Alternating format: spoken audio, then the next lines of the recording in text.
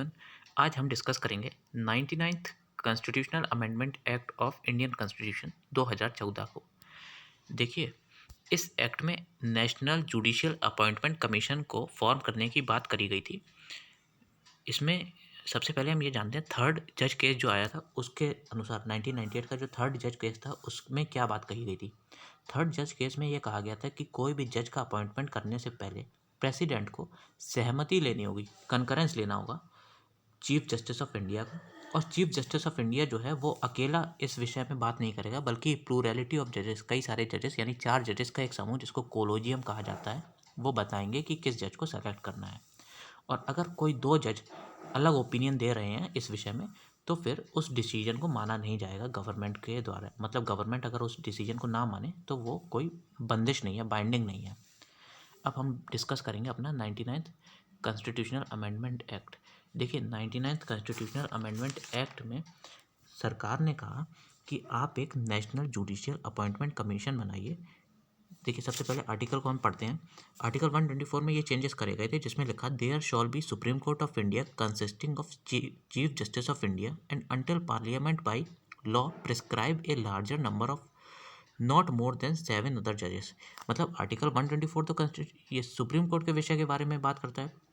इसके बाद 99 जो कॉन्स्टिट्यूशनल अमेंडमेंट एक्ट था उसके तहत 124A को जोड़ दिया गया इंडिया के कॉन्स्टिट्यूशन में, जिसमें लिखा था कि एक नेशनल जुडिशियल अपॉइंटमेंट कमीशन होगा जो कि एक स्टैट्यूटरी बॉडी होगी। ये कॉन्स्टिट्यूशनल बॉडी नहीं है, स्टैट्यूटरी बॉडी होगी, जिसके तहत जो कमीशन है उसको NJAC कहा जाएगा, नेशनल जुडिशियल अपॉइंटमेंट कमीशन, जिसमें चेयरपर्सन जो होंगे वो चीफ जस्टिस ऑफ इंडिया होंगे, एक्स ऑफिशियो चेयरमैन इस कमीशन के।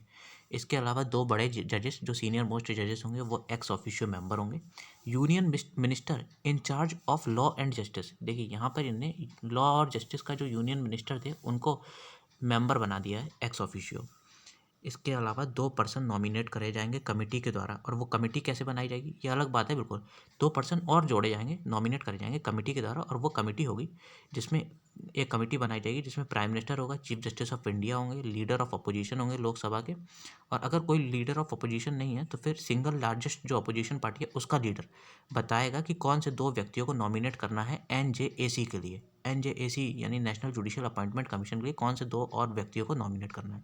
इसके अलावा कई सारे एमिनेंट पर्सनैलिटीज़ होंगे, जैसे शेड्यूल कास्ट, शेड्यूल ट्राइब, और OBCs, माइनॉरिटी और वुमेन के अलग अलग लोगों को बुलाया जाएगा, के ग्रुप्स से अलग अलग लोगों को बुलाया जाएगा।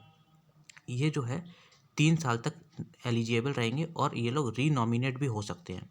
इसके अलावा कोई भी प्रोसीडिंग जो होगी उसको क्वेश्चन नहीं किया जाएगा। NJAC जो बात कह देगा उसको क्वेश्चन नहीं किया जाएगा और कहीं से भी इनवैलिडेट नहीं करा जाएगा। ये बात कही थी। अब देखिए इसका काम क्या होता है। तो अभी जो हमने बात करी थी जिसमें कंपोजिशन था वो तो 124A था कॉन्स्टिट्यूशन का।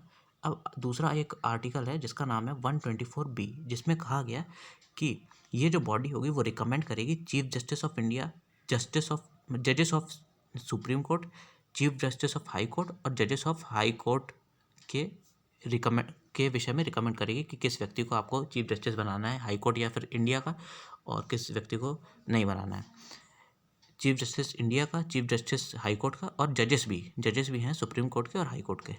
इसके अलावा ये बॉडी जो होगी NJAC वो आर्टिकल 124B के ही तहत, 124B की बात हो रही है, उसके तहत ही ट्रांसफ़र के विषय में भी बताएगी हाई कोर्ट के जजेस का और चीफ जस्टिस के ट्रांसफ़र का। इसके अलावा इंश्योर करेगी पर्सन्स का रिकमेंडेशन, मतलब कि कौन सा व्यक्ति के पास एबिलिटी है या इंटीग्रिटी से काम कर रहा है, इस विषय को भी जांचने और परखने का काम, इंश्योर करने का काम इसी बॉडी का होगा। बस ये था 99th कॉन्स्टिट्यूशनल अमेंडमेंट एक्ट। इसके विषय में ज़्यादा जानने की ज़रूरत नहीं है क्योंकि इसे सुप्रीम कोर्ट ने रिपील कर दिया था 2015 में 4th जज केस के तहत। इसीलिए आज के लिए इतना ही।